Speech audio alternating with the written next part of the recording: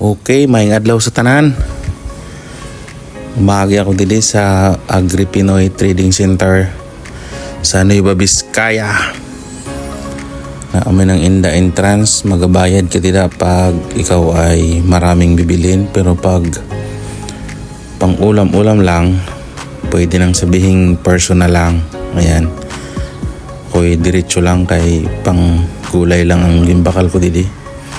Ari diri makita ang tanan na gulay na sobrang mura, as in barato talaga siya. Almost 4 times pagka nasa Maynila na o sa mga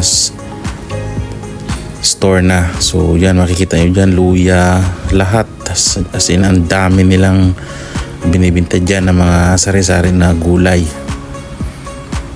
Halos tanan makikita nyo, barato lang siya. So ako nagbakal man ako sa ako na jutay lang kay diri man maubos pagdamo. Sibuyas, bawang, cabbage lang, kag luya. Thank you for watching. Bye bye.